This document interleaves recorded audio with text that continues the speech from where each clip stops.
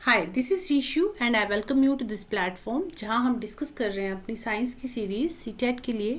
Okay, तो आज है हमारा डे 28 और इससे प्रीवियस वीडियो में डे 27 में हमने डिस्कस किया था physical and chemical changes. Day 27 में हमने टॉपिक डिस्कस किया था फिजिकल एंड केमिकल चेंज।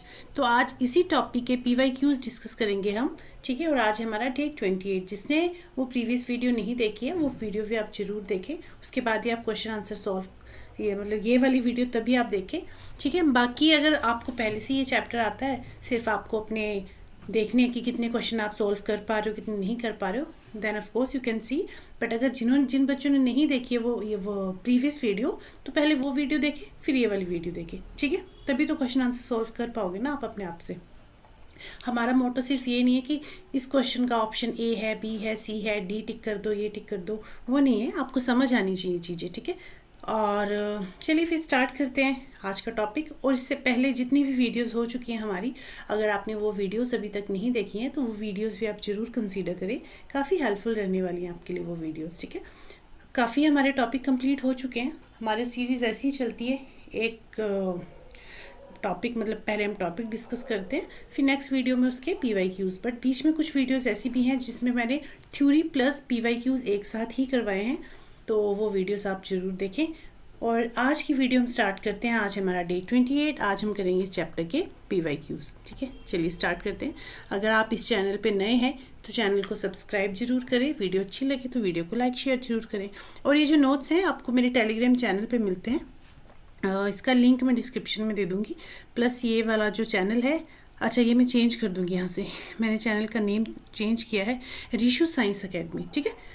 तो रीशू साइंस अकेडमी से करें या फिर मैं टेलीग्राम में लिंक दे दूँगी आपको। ओके, चलिए ये हमारा टॉपिक हो चुका था, हमने डिस्कस कर लिया था फिजिकल चेंजेस क्या हैं, केमिकल चेंजेस क्या हैं, इनके एग्जांपल्स क्या हैं, ये सारा हम डिस्कस कर चुके हैं। मेटालिक ऑक्साइड्स क्या हैं, मेटालिक ऑक्साइड जब वाटर से रिएक्ट करते हैं तो क्या होता है, reaction between baking soda and vinegar. इसमें से भी एक क्वेश्चन जरूर पूछा जाता है। जितना भी हमने किया है ना फिजिकल चेंज और केमिकल चेंज, हर एक टॉपिक से एक एक क्वेश्चन जरूर आया है। अभी आप आगे देखोगे, मतलब मैक्सिमम क्वेश्चन जो है इस टॉपिक से आए हुए हैं। और आपको एक और बात बता दूं कि पहले हम वही वाले टॉपिक ले रहे हैं जिसमें से मैक्सिमम नंबर ऑफ क्वेश्चंस आए हैं। उसके बाद बाकी क्वेश्चन भी करेंगे, बाकी कुछ टॉपिक है उनमें से भी क्वेश्चंस आते हैं, but maximum number of questions जिनमें से पूछे जाते हैं वो वाले टॉपिक हम पहले कर रहे हैं, ठीक है। इसके बाद जो हमारा टॉपिक रहने वाला है that is metals and non metals. चलिए, तो ये कैरेक्टरिस्टिक्स हमने कर लिए थे, कैरेक्टरिस्टिक्स ऑफ केमिकल रिएक्शन हमारा हो गया था। और चलिए ये भी हो गया था हमारा, कर लिया था हमने डिस्कस। क्या हो गया वीडियो, एक minute. Yes, types of chemical reaction हमने डिस्कस किए थे। 4 टाइप्स के केमिकल रिएक्शन डिस्कस किए हैं, combination reaction, decomposition reaction, displacement reaction. Displacement reaction भी 2 टाइप्स का होता है, single displacement and double displacement. और ये क्या होता है, ये सारी चीज़ें प्रीवियस वीडियो में देखी हैं, तो वो वीडियो आप जरूर देख लें, ठीक है। एंड 4th था रिडॉक्स रिएक्शन। इसके अलावा रिएक्टिविटी सीरीज ऑफ मेटल्स मैंने आपको बताया था क्या है, क्योंकि ये यहाँ काम आएगा सिंगल डिस्प्लेसमेंट और डबल डिस्प्लेसमेंट रिएक्शन में, तो ये मैंने आपको बताया था। बाकी इन डिटेल करेंगे जब मेटल्स और नॉन मेटल्स वाला चैप्टर करेंगे, ठीक है। 4th टाइप थी रिडॉक्स रिएक्शन, जहाँ पे ऑक्सीडेशन और रिडक्शन होती है।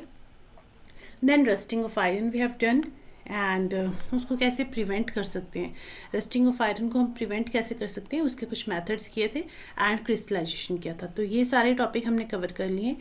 आज हम करेंगे यहाँ से स्टार्ट, PYQ से स्टार्ट।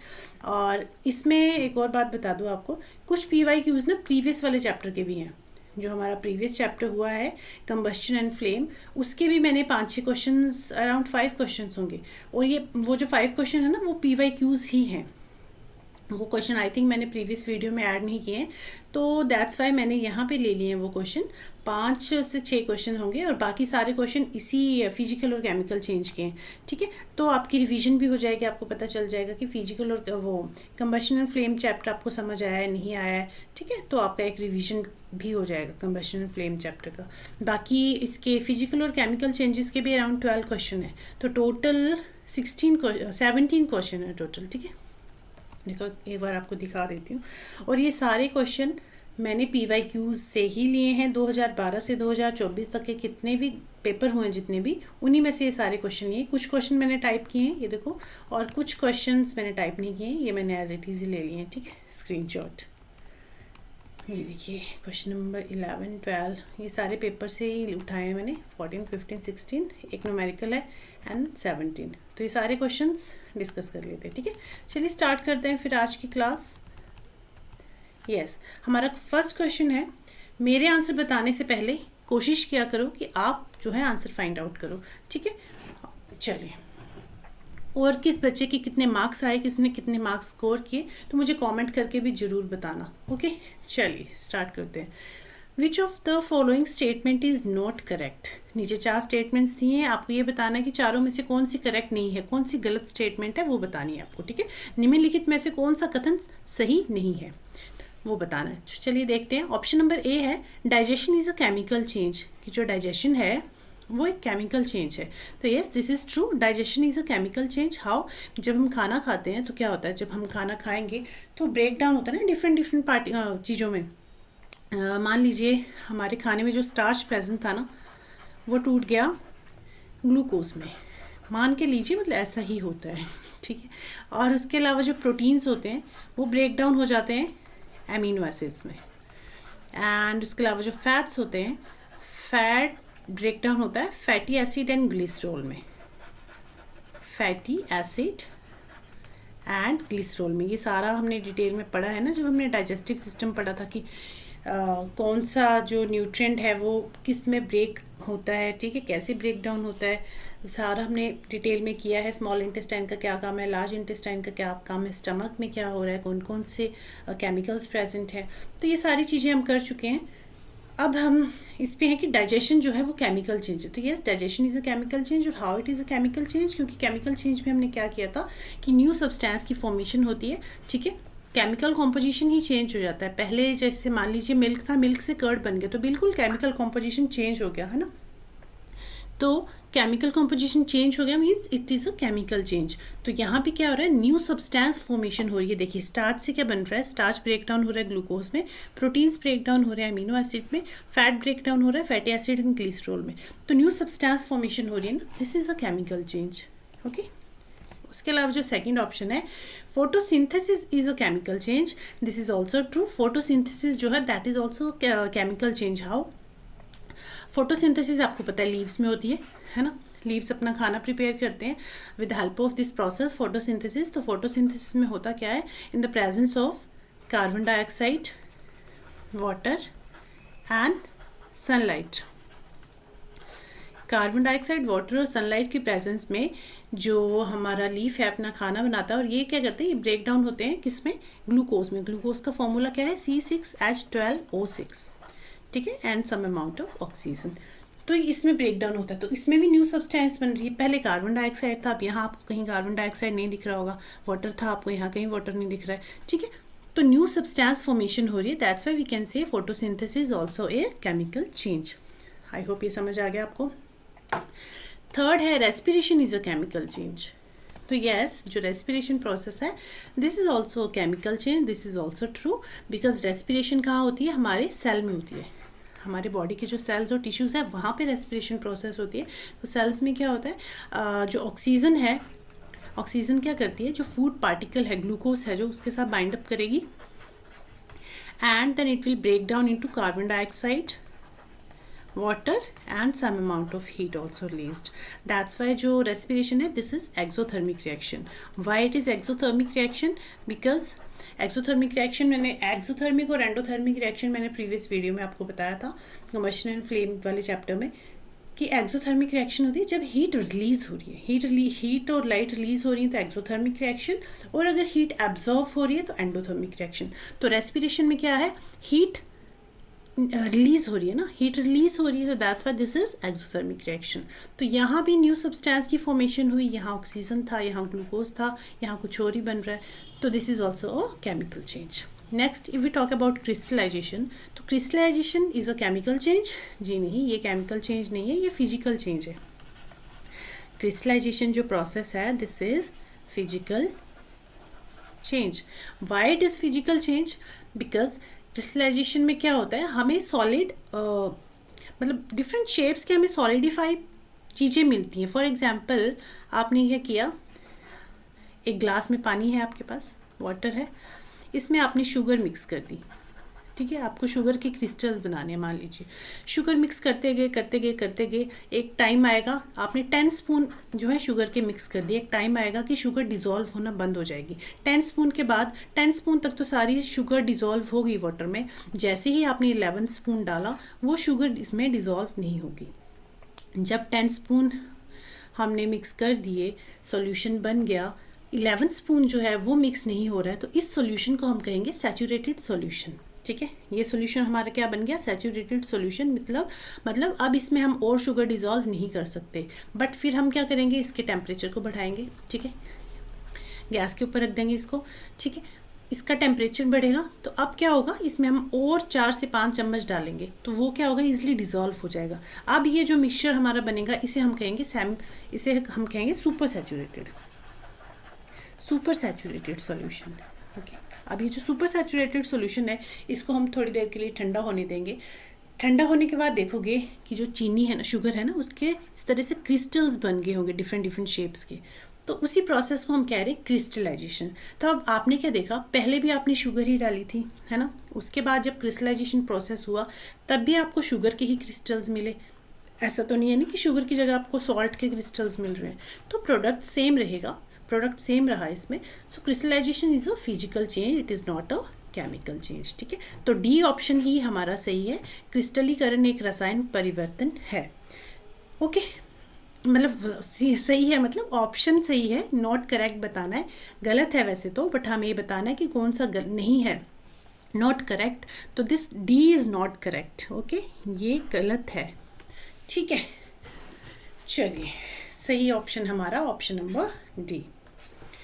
इनकरेक्ट बताना था ना, तो डी इनकरेक्ट है, बाकी तीनों सही हैं, बट जो गलत है वही हमारा आंसर है। ठीक है, चलिए क्वेश्चन नंबर 2 पे चलते हैं। Study the 2 types of changes given below. 2 types के चेंजेस हैं, एक ए एक बी। ए में भी 2 एग्जाम्पल्स आपको दिए हैं, बी में भी 2 एग्जाम्पल्स आपको दिए हैं। ठीक है, अब ए में क्या दिया है, फ्लावरिंग ऑफ बड, ये हीटिंग जो है यहाँ आएगा, expand of iron on heating. ठीक है, flowering of bud, expansion of iron on heating. Second example है cutting of grass and boiling of water. Which of the following is true. 4 option हैं, बताना है कौन सा ऑप्शन सही है। चलिए देख लेते हैं। ऑप्शन नंबर ए इज कि ए फिजिकल चेंज है और बी केमिकल चेंज है। तो ए फिजिकल चेंज है, देख लेते हैं। फ्लावरिंग ऑफ बड, क्या ये फिजिकल चेंज है? जी नहीं, ये फिजिकल चेंज, पहले बड थी, बड से फ्लावर बन गया, तो डिफरेंट ही प्रोडक्ट बन के आ रहा है ना, तो this is not a physical change, this is chemical change. तो ऑप्शन नंबर ए हो गया हमारा गलत। बी पे चलते हैं। अच्छा, ये बी भी देख लेते हैं, केमिकल चेंज कह रहा है, expansion of iron on heating. जैसे ही आयरन को आप हीट करोगे तो एक्सपैंड होता है, दिस इज़ ट्रू, पर ठीक है, तो और जैसे ही उसको कूल करेंगे तो वो कॉन्ट्रैक्ट हो जाएगा, तो ये क्या है, फिजिकल चेंज है, this is not a chemical change. यहाँ दिया है कि बी केमिकल चेंज है। और boiling of water, this is also physical change, तो दोनों ही ऑप्शन गलत है। चलिए सेकंड देख लेते हैं, सेकंड ऑप्शन बी देख लेते हैं। बी कह रहा है कि ए जो है वो केमिकल चेंज है, ठीक है, ए केमिकल चेंज है, ठीक है, मान लिया। B is a physical change, A chemical change है। Flowering of bud, yes, A chemical change है। कटिंग ऑफ ग्रास, ये केमिकल चेंज तो नहीं है, क्योंकि जब हम ग्रास को कट करेंगे उसके शेप और साइज़ को हम ऑल्टर कर रहे हैं ना, चेंज हो रहा है उसका शेप और साइज़। ऐसा तो है नहीं हमने ग्रास काटा, ग्रास की जगह हमें फ्लावर मिल रहे हैं, ऐसा तो है नहीं। तो this is not a chemical change. ये first one is chemical change, but cutting of grass is a physical change, this is also not true. अब देखते हैं option number C, A is irreversible change. इसमें क्या है, physical chemical plus irreversible reversible, दोनों के ही question पूछे, मतलब दोनों पे ही बेस्ड क्वेश्चन बनाया है ये, तो फिजिकल और केमिकल चेंज पे तो बेस्ड नहीं है। नेक्स्ट देख लेते हैं, सी है कि A is irreversible change and B is reversible change. देखते हैं see, irreversible change. Flowering of bud, bud से एक बार फ्लावर बन जाएगा तो फ्लावर से बड नहीं बन सकता, दिस इज़ ट्रू, ये क्या है, इरिवर्सिबल चेंज है। देखिए सेकंड देख लेते हैं, cutting of grass is also irreversible change. एक बार आपने घास को काट दिया, दोबारा तो नहीं जोड़ सकते ना उसको कि हाँ अभी तो थोड़ा छोटा था, हमें तो थोड़ा बड़ा चाहिए था, चलो चिपका देते हैं इसके साथ, तो ऐसा नहीं होता। Cutting of grass is also irreversible change. Next है बी पार्ट है, बी देख लेते हैं कि expansion of iron on heating is reversible change. Yes it is reversible. How? जब आप आयरन को हीट करोगे तो वो एक्सपैंड हो जाएगा, और जैसे उसको कूल करोगे तो वो क्या हो जाएगा, कॉन्ट्रैक्ट हो जाएगा। तो ये रिवर्सिबल चेंज है। Boiling of water is also reversible change. Water से आप बॉयल किया पानी को, स्टीम बन गया, स्टीम से द्वारा वाटर बन सकता है, ठीक है। तो this is also reversible change.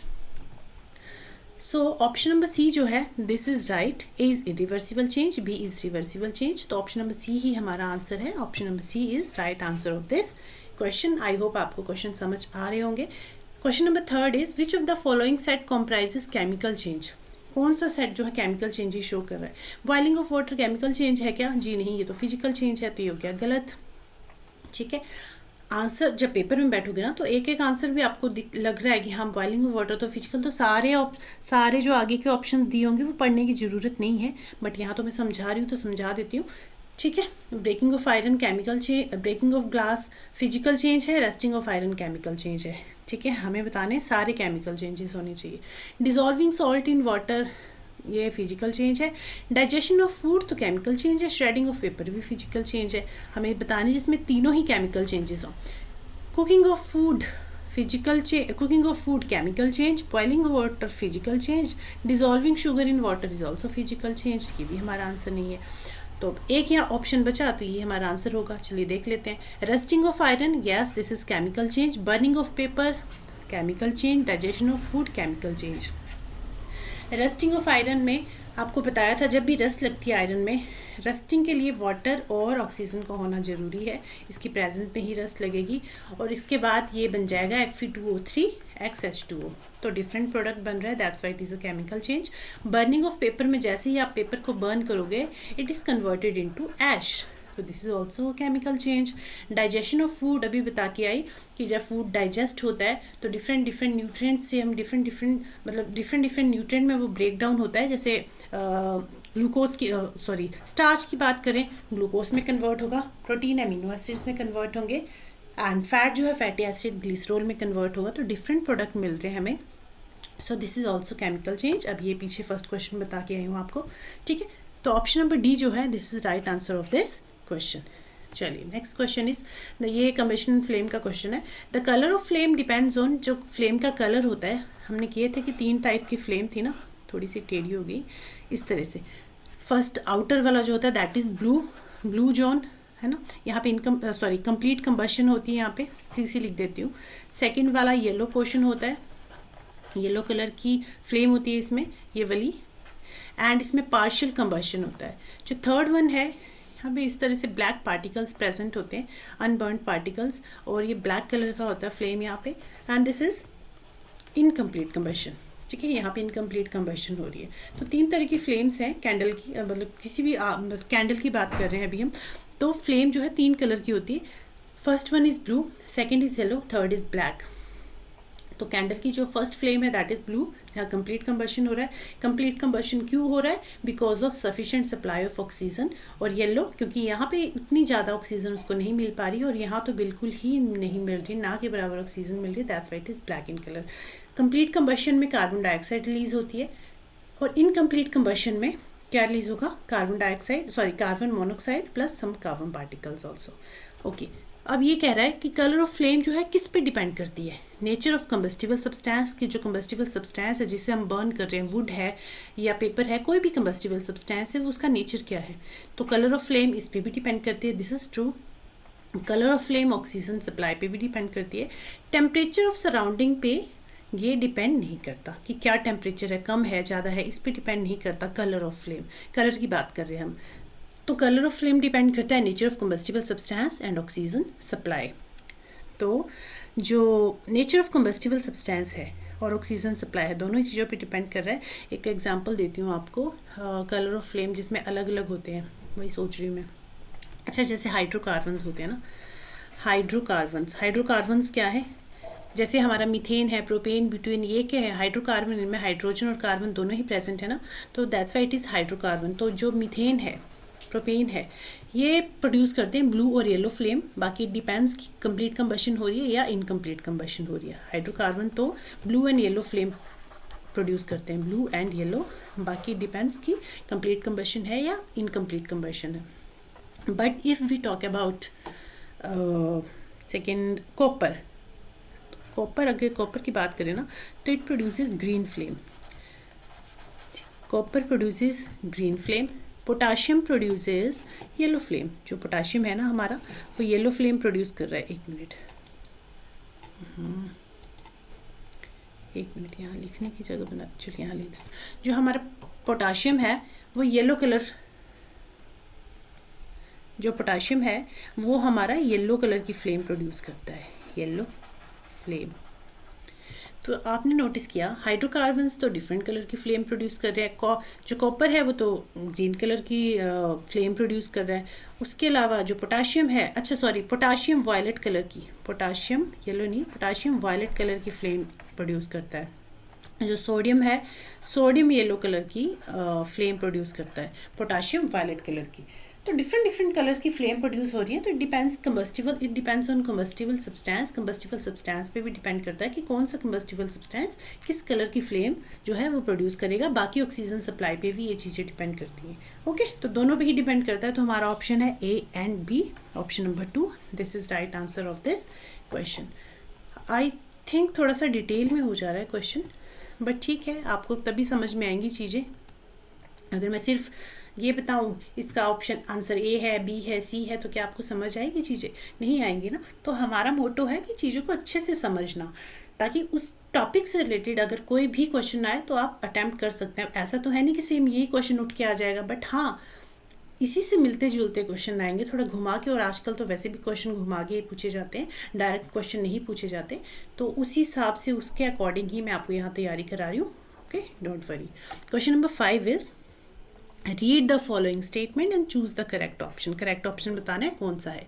Statement 1 है कि photosynthesis is endothermic reaction and statement 2 है respiration is exothermic reaction.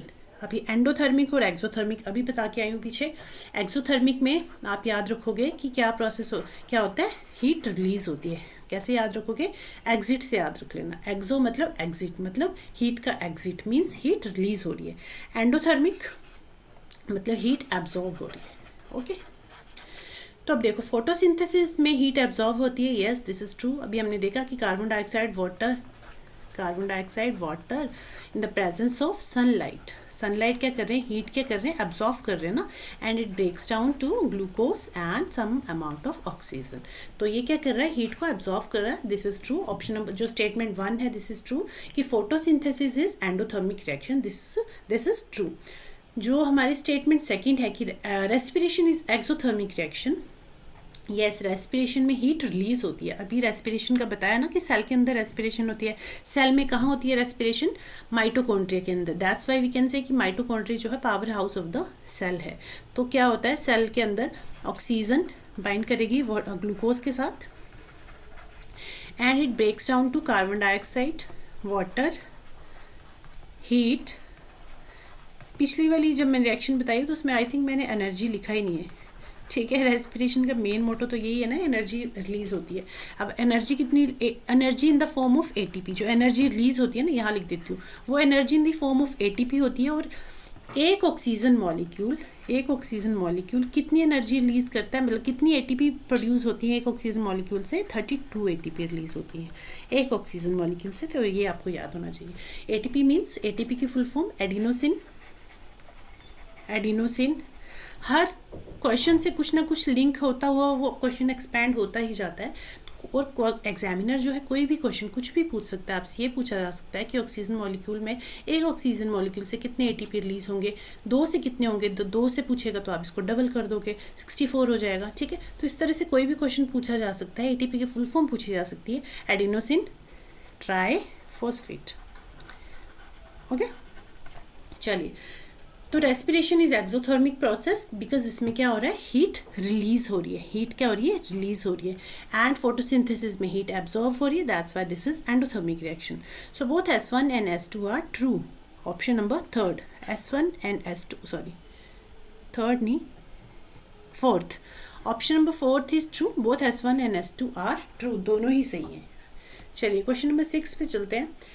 Question number 6 is in which of the following situations water can not be use to extinguish the fire.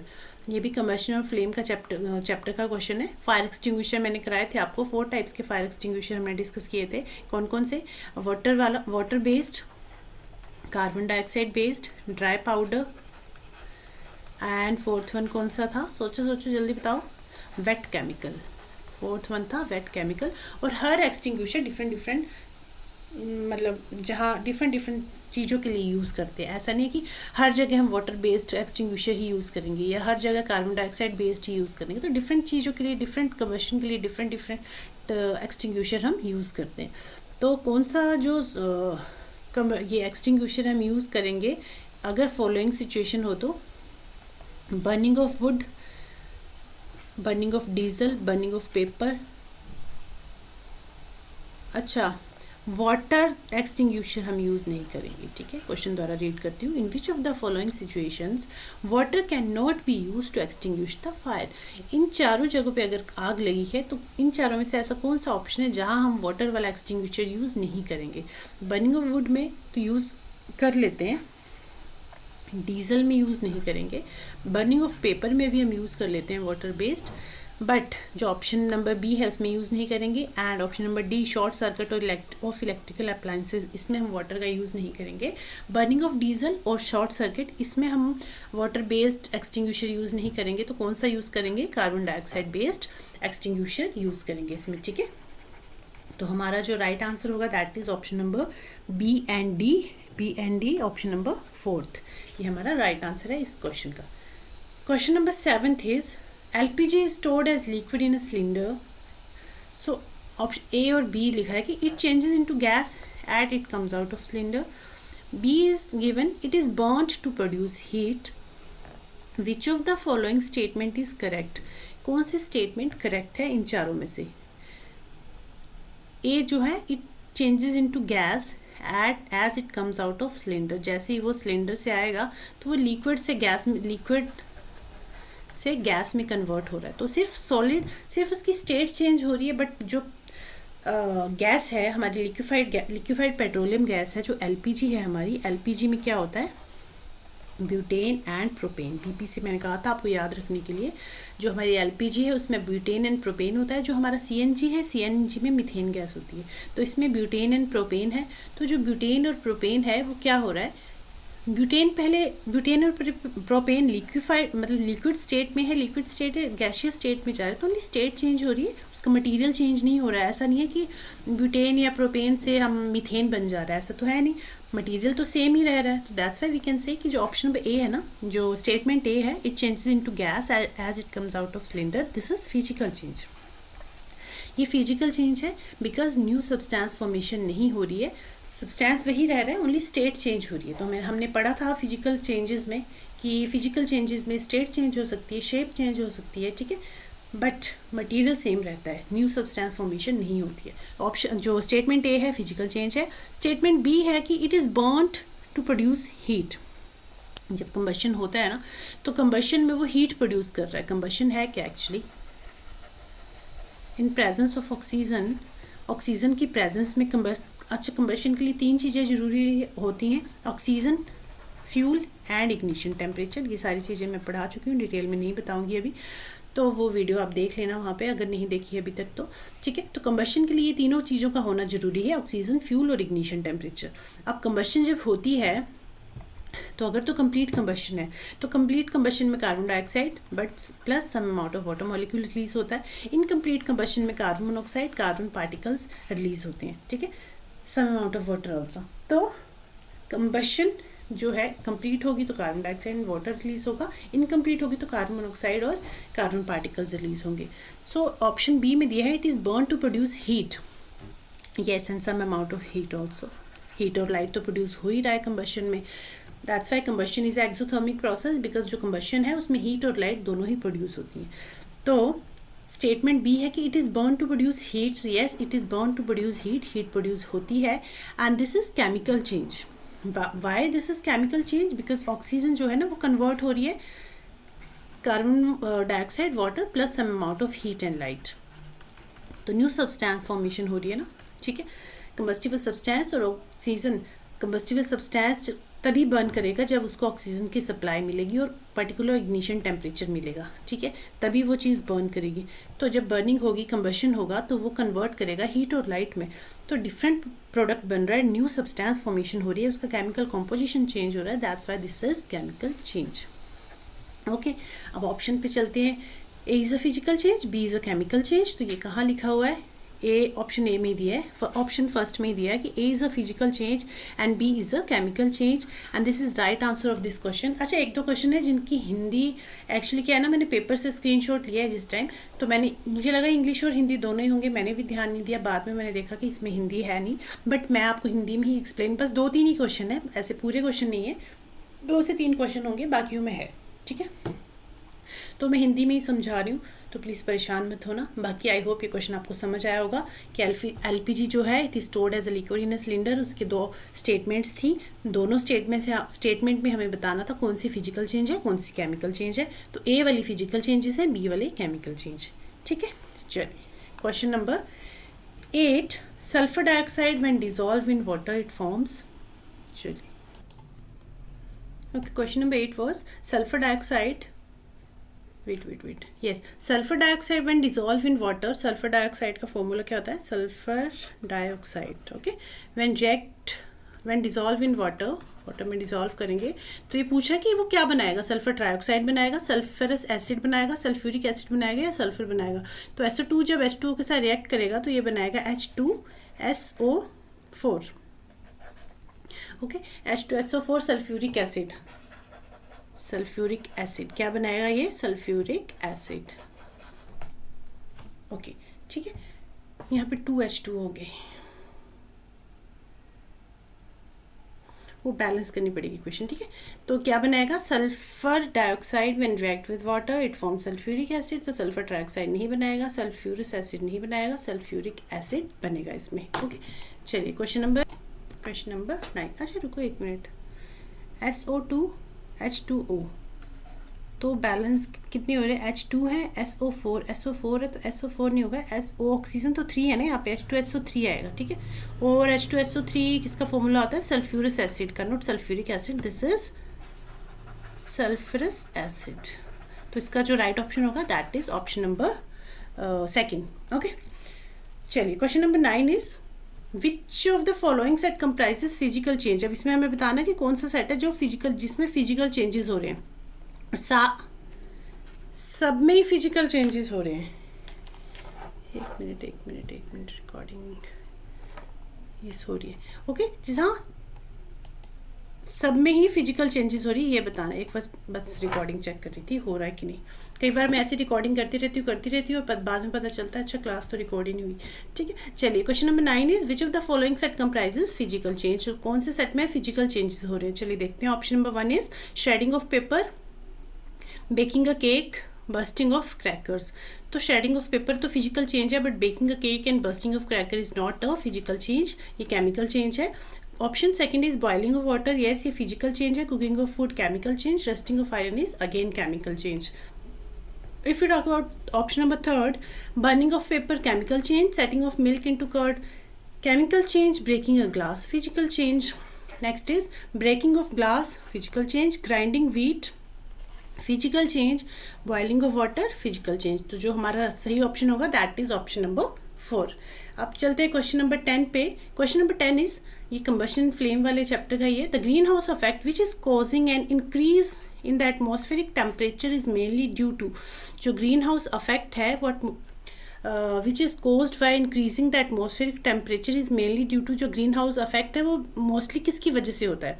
मतलब इसने हमसे ये पूछा था कि इन चारों में से कौन सी मेन ग्रीन हाउस गैस है, आपको ये बताना है, क्योंकि ग्रीन हाउस गैसेस की वजह से ही ग्रीन हाउस इफेक्ट जो है वो होता है। तो ग्रीन हाउस गैसेस जो मोस्ट इंपॉर्टेंट गैसेस हैं ग्रीन हाउस इफेक्ट की, वो कौन कौन सी हैं? कार्बन डाइऑक्साइड, मीथेन, जो मेन इंपॉर्टेंट गैसेस हैं carbon dioxide, methane, water vapours plus nitrous oxide. जो थर्ड इंपॉर्टेंट गैस है ना that is nitrous oxide, CFC also, chlorofluorocarbon and water vapour, ठीक है। तो ये कुछ गैसेस हैं जो ग्रीन हाउस इफेक्ट के लिए रिस्पॉन्सिबल है। और ग्रीन हाउस इफेक्ट मैंने आपको इन डिटेल बताया था क्या है ग्रीन हाउस इफेक्ट, ठीक है। ग्रीन हाउस इफेक्ट की जो गैसेज है इन्हीं की वजह से क्या होता है, हमारा जो ग्लोबल टेम्परेचर है वो इंक्रीज हो रहा है, ठीक है। ग्लोबल वार्मिंग हो रही है। ग्लोबल वार्मिंग क्यों हो रही है ये भी आपको हमने डिस्कस में किया है, डिटेल में डिस्कस किया है। ग्रीन हाउस इफेक्ट हमने डिस्कस किया है, एसिड रेन हमने डिस्कस किया है, तो इसके लिए वो वीडियोस आप देख लें, ठीक है। यहाँ अब मैं बात मतलब एक्सप्लेन नहीं करूँगी ग्रीन हाउस इफेक्ट क्या है। बस ग्रीन हाउस की जो गैसेस हैं जिनकी वजह से ग्रीन हाउस इफेक्ट होता है, तो ग्रीन हाउस की जो इंपॉर्टेंट गैसेस है वो ये हैं carbon dioxide, methane, nitrous oxide, CFC और वाटर वेपर, ठीक है। तो इन चारों में से कौन है इंपॉर्टेंट? ऑक्सीजन नहीं, नाइट्रोजन नहीं, कार्बन डाइऑक्साइड। तो कार्बन डाइऑक्साइड जो है ग्रीन हाउस इफेक्ट के लिए इंपॉर्टेंट गैस है, ओके, मेन गैस है। तो option number 3 is right answer of this question. Question number 11th is when CNG और LPG undergoes complete combustion, CNG या LPG जब कंप्लीट कंबशन होता है इनमें, so the product formed are, क्या प्रोडक्ट फॉर्मेशन होती है? कंप्लीट कंबशन में हमने पढ़ा था कि जब भी कंप्लीट कंबशन हो तो क्या रिलीज होगा, कार्बन डाइऑक्साइड रिलीज होगा plus some amount of water release होगा एंड हीट एंड लाइट तो रिलीज होगा ही, हीट प्लस लाइट, ठीक है। बट जब इनकम्प्लीट कंबशन होती है तब क्या रिलीज होता है, carbon monoxide and carbon particles and very less amount of heat and light, less amount of heat and light, ठीक है।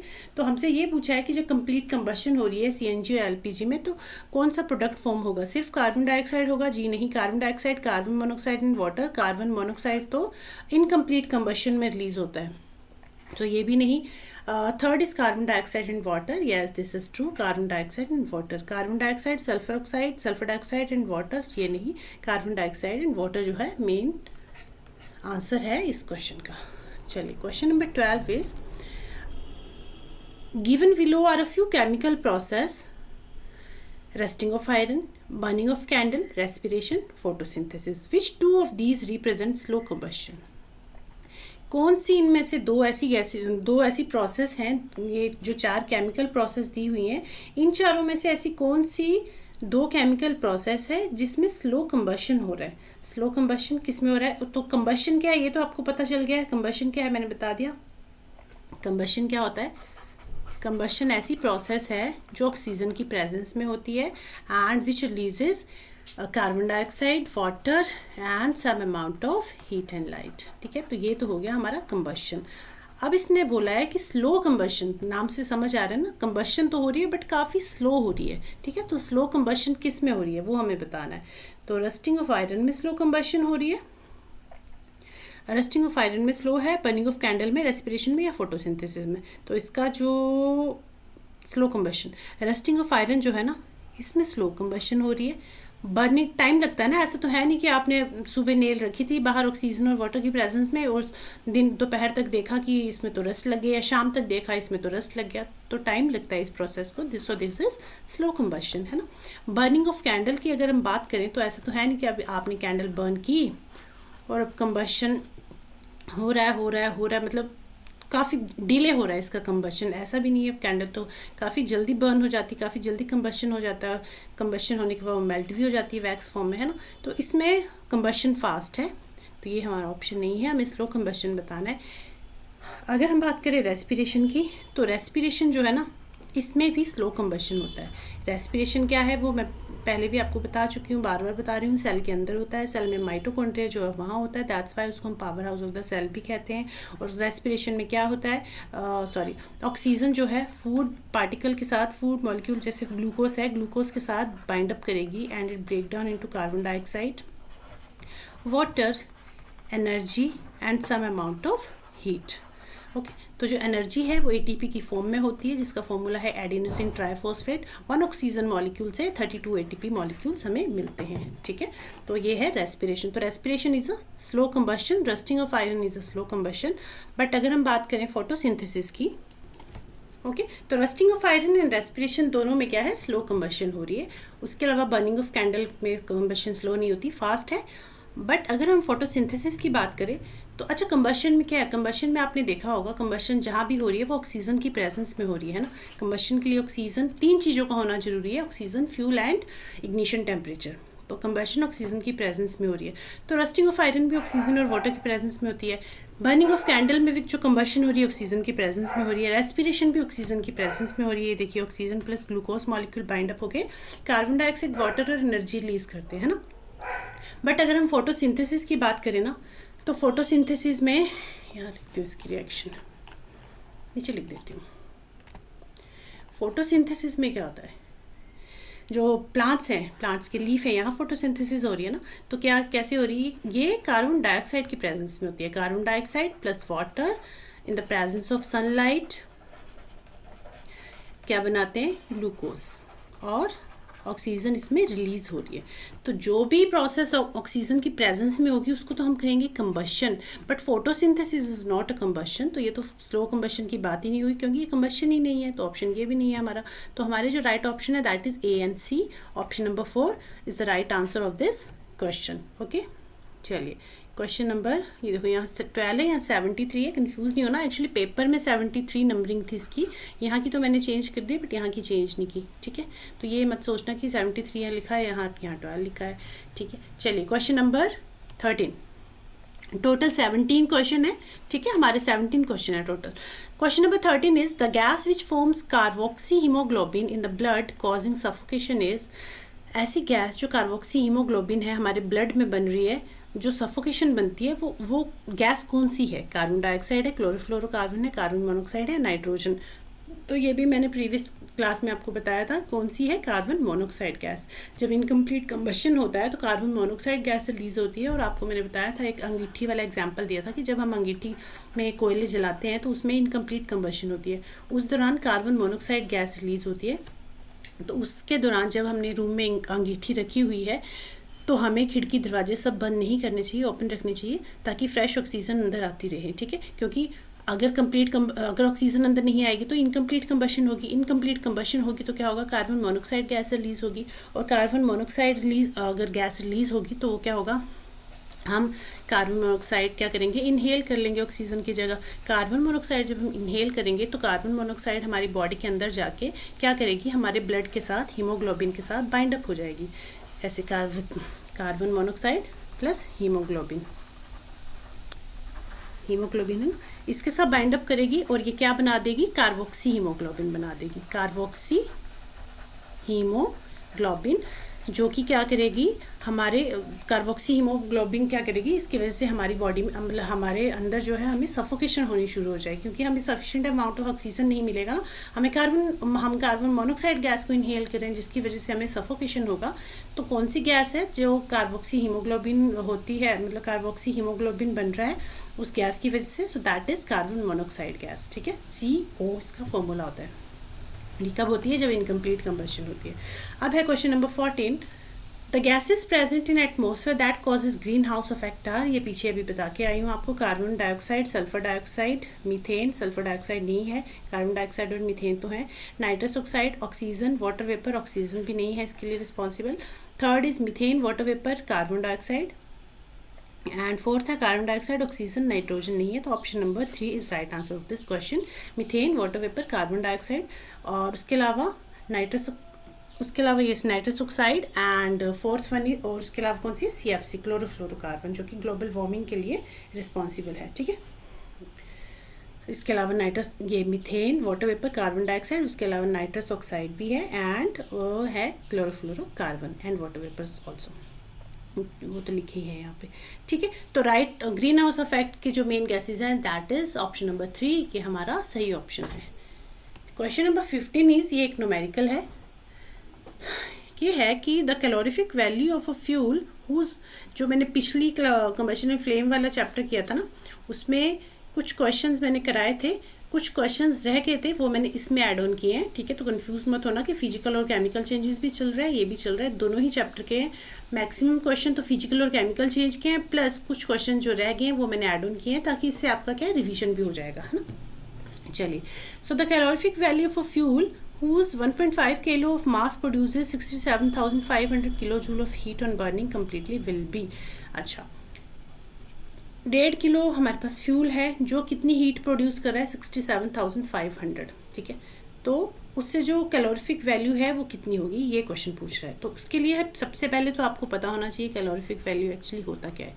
कैलोरीफिक वैल्यू क्या होता है, the amount of heat energy produced, क्या होता है, amount of heat energy produced, amount of heat energy produced on complete combustion of 1 kilogram of fuel. मतलब 1 kilogram fuel जब बर्न हो रहा है तो कितनी amount of heat energy produce हो रही है, उसी को हम कह रहे हैं कैलोरीफिक वैल्यू। ठीक है, कैलोरीफिक वैल्यू जितनी ज़्यादा होगी हम कहेंगे फ्यूल उतना ही ज़्यादा एफिशिएंट है, कैलोरीफिक वैल्यू जितनी कम होगी हम कहेंगे फ्यूल उतना ही कम एफिशिएंट है। फॉर एग्जांपल ये लिख लेती हूँ पहले, amount of heat produced on complete combustion of, on complete combustion of 1 kilogram of fuel, 1 kilogram fuel burn करने पे कितनी अमाउंट ऑफ हीट प्रोड्यूस हो रही है, that is called calorific value. तो ये तो हो गया कैलोरीफिक वैल्यू क्या है। अब सेकंड पॉइंट है कैलोरीफिक वैल्यू का, जो आपको याद रखना है कि जितनी ज़्यादा कैलोरीफिक वैल्यू होगी उतनी ही ज़्यादा वो फ्यूल जो है एफिशिएंट होगा। ठीक है, तो अगर हम कंपैरिजन करें वुड में एंड एलपीजी में, तो आपको क्या लगता है किसकी जो कैलोरीफिक वैल्यू है वो ज़्यादा होगी, कौन सा इनमें से अमाउंट ऑफ हीट एनर्जी जो है ज़्यादा प्रोड्यूस करेगा। ऑफ कोर्स एलपीजी जो है अमाउंट ऑफ हीट ज़्यादा प्रोड्यूस करेगा, है ना। तो अमाउंट ऑफ हीट जो जितनी ज़्यादा प्रोड्यूस करेगा वो उतना ही ज़्यादा एफिशिएंट होगा। ठीक है, दोनों ही एक दूसरे के डायरेक्टली प्रोपोर्शनल है। ये जितनी ज़्यादा amount of heat energy produce हो रही है इट मीन्स वो फ्यूल उतना ही ज़्यादा एफिशिएंट है। क्लियर। तो इसमें हमसे पूछा है, ये न्यूमेरिकल हमें सोल्व करना है कि इतने किलो फ्यूल है और इतनी हीट एनर्जी प्रोड्यूस हो रही है तो उसकी कैलोरीफिक वैल्यू कितनी है। चलिए निकालते हैं, फॉर्मूला लगाइए आप इसमें, amount of heat energy upon 1 kilo, जितना भी उसके पास फ्यूल है, तो हीट कितनी प्रोड्यूस हो रही है 67,500 अमाउंट ऑफ हीट जो प्रोड्यूस हो रही है दैट इज़ दिस, और कितना फ्यूल उसने यूज़ किया है 1.5 किलोग्राम ऑफ फ्यूल, मतलब 1.5 किलो उसने फ्यूल जलाया तो उससे उसको इतनी हीट एनर्जी मिली। तो इसके थ्रू हम कैलोरीफिक वैल्यू निकाल सकते हैं। एक मिनट यहाँ से कट कर दूँ। ठीक है, अब इसको आप सॉल्व कीजिए। 67,500 15, ये जीरो यहाँ से जीरो कट के, मतलब यहाँ से जीरो कट के यहाँ लग जाएगी, 3 जीरो हो गई। अब इसको काट लीजिए, 15 का टेबल आना चाहिए उसके लिए आपको। 15 4 जा 60 एंड ये 7 बच जाएगा, 15 5 जा 75 एंड ये 3 जीरो ऊपर आ जाएंगे। तो कितना आंसर आ गया 45,000 किलो जूल पर केजी। जो ऐसा यूनिट है कैलोरीफिक वैल्यू के दैट इज़ किलो जूल पर केजी। ठीक है, तो हमारा जो राइट ऑप्शन है दैट इज़ 45,000। कितनी हीट प्रोड्यूस हो रही है, मतलब कितनी कैलोरीफिक वैल्यू है उसकी कैलोरीफिक वैल्यू है 45,000 किलो जूल पर केजी। ओके, उस फ्यूल की। अब है question number 16, second last question, और उसके बाद 17th क्वेश्चन लास्ट क्वेश्चन है। When candle Burns it's size decreases there is melting of wax, flame and soot can be seen, D is melted wax also solidifies. From the above observation which one of the following is correct? इन चारों में से कौन सा मतलब सही है इसके according. A option number 1 is A is a physical change and others are chemical change, कि ये जो है फिजिकल चेंज है, साइज डिक्रीज हो रहा है, यस ये फिजिकल चेंज है, बट बाकी तीनों फिजिकल चेंज नहीं है। Melting of wax is also physical change, ये केमिकल चेंज है। Melted wax this is physical change. ठीक है, तो ऑप्शन नंबर फर्स्ट तो गलत है कि A is physical change and others are chemical, other are not chemical, other 2 are physical, 1 is chemical. Option number second is C is chemical change and others are physical change. तो C जो है yes this is a chemical change, और ये तीनों जो है physical change है, तो ये ऑप्शन हो गया हमारा सही। अब देखो सी केमिकल चेंज क्यों है, because flame and suit can be seen. जब कैंडल को बर्न करते हैं हम तो फ्लेम तो दिखती है, सूट भी दिखता है। जब यहाँ पे आपने देख, सूट क्या होता है, unburned carbon particles, unburned carbon particles आपने देखा है। सी जोन जो थर्ड जोन है यहाँ पे, जहाँ क्या ब्लैक कलर की विक जलती, ब्लैक कलर की कलर दिखता है हमें यहाँ पे, जहाँ पे अगर आप हैंड लगाओगे ना तो आपका हाथ काला हो जाएगा। वो ब्लैक क्यों होता है, बिकॉज वो अनबर्न्ड कार्बन पार्टिकल्स है ना, वो आपके हैंड के साथ चिपक जाते हैं। तो वो अनबर्न्ड जो कार्बन पार्टिकल्स हैं उन्हीं को हम सूट कह रहे हैं। ओके, तो कैंडल जब बर्न होती है तो उसमें जो फ्लेम आती है और suit can be seen, so this is a chemical change, this is not a physical change. ठीक है, और तो ऑप्शन हमारा हो गया सही, option number 2 this is right answer, बाकी तीनों गलत हैं। Question number 17 is read the following examples from daily life and select the appropriate option. 3 आपके पास ऑप्शंस दिए हैं, आपको रीड आउट करने हैं कि when food gets spoiled it produces a foul smell. जब खाना ख़राब हो जाता है तो हमने देखा है कि गंदी सी स्मेल आती है ना। यस आती है। तो क्यों आती है? क्योंकि उसके ऊपर माइक्रो ऑर्गेनिजम्स जो है ग्रो करना शुरू हो जाते हैं, जिसकी वजह से डिस्कलरेशन हो जाती है और कलर चेंज हो जाता है फूड का। तो माइक्रो ऑर्गेनिजम्स पे फीड कर रहे हैं तो उसका जो केमिकल कॉम्पोजिशन है खाने का बिल्कुल चेंज हो जाता है, जो कि जिसकी वजह से फाउल स्मेल आती है और डिस्कलरेशन आती है खाने में। तो सेकंड देख लेते हैं। A slice of apple acquire brown colour when kept out for some time. तो जो फर्स्ट ऑप्शन है ना, ये केमिकल चेंज, ये क्वेश्चन भी केमिकल और फिजिकल चेंज पे बेस्ड है। तो फर्स्ट ऑप्शन जो है केमिकल चेंज है। फूड जब सड़ रहा है उस पर माइक्रो ऑर्गेनिजम्स फीड कर रहे हैं तो वो कुछ और ही प्रोडक्ट बन के आ रहा है ना, स्पॉइल्ड फूड बन जाएगा, वो डिस्कलरेशन होगी, स्मेल आएगी। तो this is chemical change. Second is a slice of apple acquires brown colour when kept out from some time. तो आप देखोगे जो एप्पल है ना, जब आप उसको कट करते हो बाहर रखोगे थोड़ी देर के लिए तो ब्राउनिश कलर का हो जाता है। वो क्यों हो जाता है ब्राउनिश कलर का? बिकॉज हमें पता है एप्पल में आयरन प्रेजेंट है। जैसे ही हम एप्पल को कट करेंगे, ठीक है, आयरन प्रेजेंट है। आयरन जब ऑक्सीजन के टच में आएगी, ऑक्सीजन के कांटेक्ट में आएगी तो क्या होगा, इसके ऊपर ब्राउनिश कलर की लेयर बन जाएगी, ब्राउनिश कलर का आयरन ऑक्साइड फॉर्म हो जाएगा, इस पर आयरन ऑक्साइड फॉर्म हो जाएगा। That's why we can say this is chemical change. B is also a chemical change. Option number C is when an ant bites calamine is used. Calamine एक basic solution होता है। It is use to ease the irritation on skin. जब ant bite करती है ना हमें, तो एंट bite करती है, एंट का जो डंक होता है उसमें क्या होता है, फॉर्मिक एसिड प्रेजेंट होता है। क्या प्रेजेंट है? Formic acid. तो उसकी वजह से हमें इचिंग होती है, इरिटेशन होती है। तो हम क्या करेंगे, अगर उस जगह पे अगर हम बेस अप्लाई कर लेंगे, कोई बेसिक सब्सटेंस अप्लाई कर लेंगे, जैसे कैलामाइन जो है बेसिक सब्सटेंस है, तो एसिड और बेस जब आपस में मिलते हैं तो क्या होता है, न्यूट्रलाइजेशन रिएक्शन बन जाती है। दोनों एक दूसरे के इफेक्ट को न्यूट्रलाइज कर देते हैं और क्या फॉर्मेशन हो जाती है, सॉल्ट प्लस वाटर की, है ना। ये तो पता है न्यूट्रलाइजेशन रिएक्शन क्या है, कि एसिड प्लस बेस जब आपस में कांटेक्ट में आते हैं तो सॉल्ट प्लस वाटर की फॉर्मेशन हो जाती है। इसे हम कहते हैं न्यूट्रलाइजेशन रिएक्शन। इसे क्या कहेंगे, न्यूट्रलाइजेशन रिएक्शन। तो इसमें भी क्या है, इसमें भी आप देखोगे कि न्यू सब्सटेंस की फॉर्मेशन हो रही है। So this is also a chemical change. तो ये तीनों ही केमिकल चेंजेस हैं। अब ऑप्शंस देख लेते हैं। All are chemical changes, yes this is true कि ऑल आर केमिकल चेंजेस। बाकी ऑप्शन देखने की जरूरत नहीं है कि A and B represent chemical change या B is a physical change, A and B are physical change. जब पहले ही हमने फाइंड आउट कर लिया कि तीनों ही केमिकल चेंजेस है, this is true answer of this question. ठीक है, तो ये क्वेश्चन नंबर 17 इस चैप्टर के क्वेश्चन हो गए कंप्लीट। इसके साथ साथ कंबशन और फ्लेम वाले चैप्टर का भी रिवीजन हो गया आपका, है ना। अब नेक्स्ट चैप्टर हम करेंगे metals and non metals. Okay, जो नेक्स्ट हमारा चैप्टर रहने वाला है day 29, that would be metals and non metals. इसमें भी थ्योरी प्लस एमसीक्यूज हम डिस्कस करेंगे। Theory plus MCQs. अच्छा, आज के इस सेशन में, क्वेश्चन आंसर वाले सेशन में आपके कितने मार्क्स आए आउट ऑफ 17, वो आप मुझे कमेंट करके ज़रूर बताना।